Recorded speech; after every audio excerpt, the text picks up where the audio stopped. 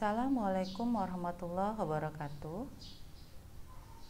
Selamat pagi, semangat sehat buat kita semua. Kembali ke materi Bahasa Indonesia bersama Ibu. Hari ini kita akan melanjutkan materi kita minggu yang lalu tentang teks cerita sejarah. Maka Ibu beri judul materi hari ini dengan teks cerita sejarah 2. Baik, hari ini kalian akan dituntut untuk mampu menulis teks cerita sejarah pribadi. Ya. Apa sih menulis teks cerita sejarah pribadi? Atau apa itu teks cerita sejarah pribadi? Teks cerita sejarah pribadi adalah teks yang berisi atau menjelaskan peristiwa atau kejadian fakta dari kecil hingga sekarang. Berarti kalian memberikan atau menulis sebuah teks yang menceritakan tentang sejarah hidup kalian yang berkesan, ya. Menjelaskan peristiwa yang terjadi pada saat itu berdasarkan fakta yang terjadi, ya, dengan atau secara kronologis. Nah, adapun langkah-langkah menulis teks cerita sejarah pribadi yaitu yang pertama, menentukan peristiwa yang menarik untuk diceritakan. Jadi tentukan dulu peristiwa yang menarik untuk diceritakan. Lalu yang kedua, mencari tahu tentang peristiwa yang akan diceritakan. Siapa yang terlibat dalam peristiwa tersebut, kapan dan di mana peristiwa itu terjadi, mengapa dan bagaimana kejadian dari peristiwa tersebut. Kadangkala karena kejadian itu sudah terjadi pada masa lampau dan kita itu sudah hampir-hampir melupakan, ya, atau ada beberapa peristiwa yang kita lupakan, kita bisa mencari tahu tentang itu mungkin dengan orang tua kita atau dengan teman kita atau dengan orang yang terlibat langsung dengan peristiwa itu. Nah, mencari tahu di sini artinya kita berkaitan berbicara tentang 5W tambah 1H, ya. Jadi siapa yang terlibat, apa yang terjadi, bagaimana, kapan, di mana. Kalau masih ingat pelajaran di SMP bagaimana menemukan informasi pokok, ya, pada sebuah wacana digunakan rumus 5W tambah 1H, yaitu ada what, where, terus when, who, why, plus how. Nah, jawaban-jawaban dari 5W tambah 1H itu yang akan menjadi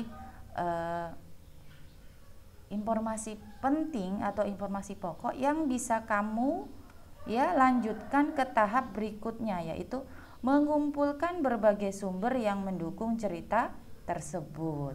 Jadi setelah sudah mengumpulkan berbagai sumber yang mendukung cerita tersebut, yang berikutnya adalah menulis kronologis kejadian yang sesuai dengan tahapan-tahapan. Apa itu?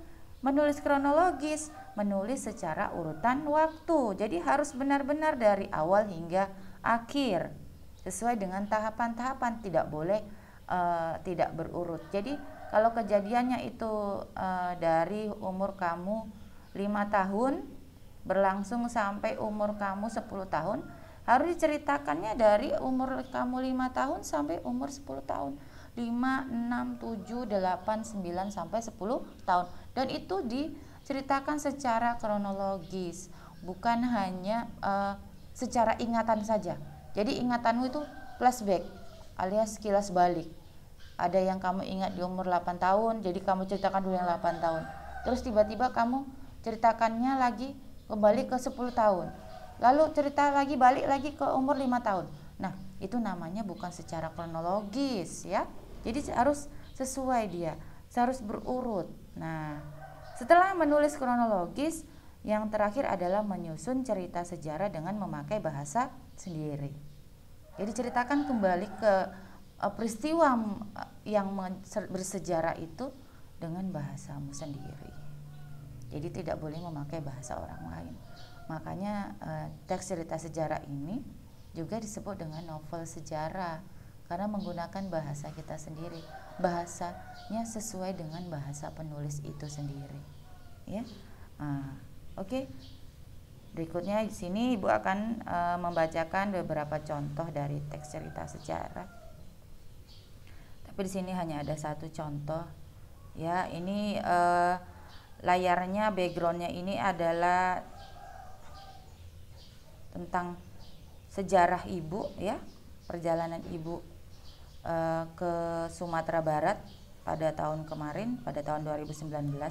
Tapi ceritanya bukan cerita Ibu, ya. Di sini contohnya adalah dari teks kenangan berharga yang tidak terlupakan. Nah, kenapa tadi layarnya cerita sejarah Ibu, perjalanan Ibu ke Sumatera Barat? Karena itu memang salah satu kenangan berharga yang tidak terlupakan. Nah, tapi di sini bukan cerita Ibu, tapi cerita orang lain, ya. Oke, Ibu akan membacakan secara jelas di sini. Di sini adalah sebuah teks cerita sejarah yang berjudul Kenangan Berharga yang Tidak Terlupakan. Nah, diawali dengan struktur orientasi, ya. Di bagian orientasi di sini dijelaskan, ya. Saya bernama Minarti Atikah Dewi, biasa dipanggil Tika, anak keempat dari 5 bersaudara. Saya lahir di Malang 11 Januari 1998 dan kini tinggal dan bekerja di Surabaya. Struktur berikutnya urutan peristiwa. Masa kecil saya cukup menyenangkan. Saya masuk ke taman kanak-kanak pada tahun 2003 dan selalu diantar setiap pagi oleh ayah, dan siang harinya giliran ibu yang menjemput saya pulang sekolah. Ayah saya adalah seorang petani yang sehari-hari pergi ke sawah untuk bercocok tanam. Sedangkan ibu adalah seorang ibu rumah tangga, namun juga membuka warung kecil-kecilan di rumah. Saat libur tiba, saya biasanya akan ikut ayah ke sawah, bukan untuk membantu, namun hanya bermain-main di sekitar sawah. Setelah itu biasanya ayah juga akan mengajak saya untuk mandi dan main air di sungai. Setelah saya lulus TK, saya melanjutkan pendidikan di sebuah SD negeri yang letaknya cukup dekat dari rumah. Setelah saya masuk SD, saya sudah tidak pernah lagi diantar jemput oleh ayah dan ibu, karena saya selalu berangkat dan pulang bersama dengan Sari, tetangga yang juga menjadi sahabat saya hingga saat ini. Bersama Sari, saya juga duduk satu meja dengannya, mulai dari kelas 1 hingga kelas 6 SD. Sayangnya, setelah lulus SD, saya dan Sari harus berpisah sekolah. Saya melanjutkan pendidikan di SMP Negeri 3 Malang, sedangkan Sari melanjutkan pendidikannya ke MTS Muhammadiyah Malang.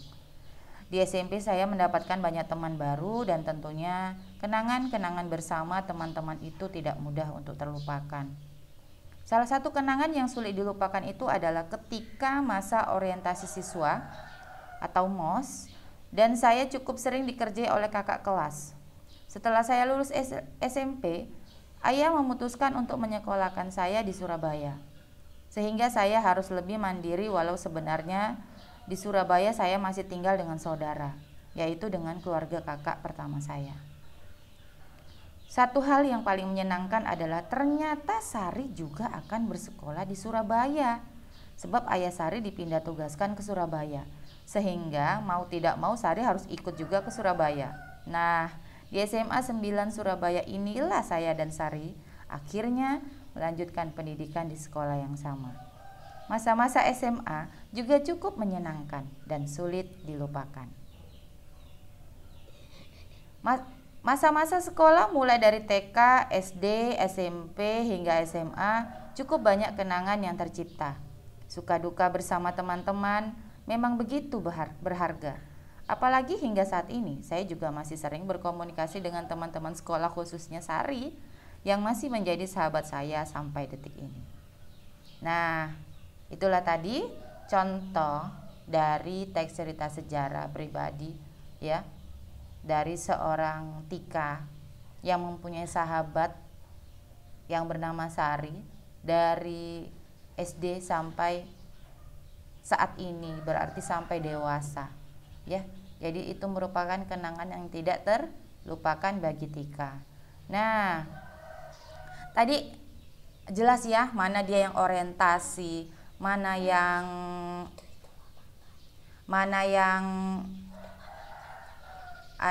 yang urutan peristiwa, mana dia yang reorientasi. Nah, di sini ibu akan memberikan tugas satu aja, nggak banyak-banyak, yaitu menyusun atau susunlah sebuah teks cerita sejarah pribadimu yang paling berkesan sesuai dengan struktur dan kebahasaan yang sudah dijabarkan. Ya, kerjakan seperti biasa di double folio dan kumpul pada waktu yang sudah ditentukan, yaitu pada hari Sabtu depan. Oke, selamat bekerja.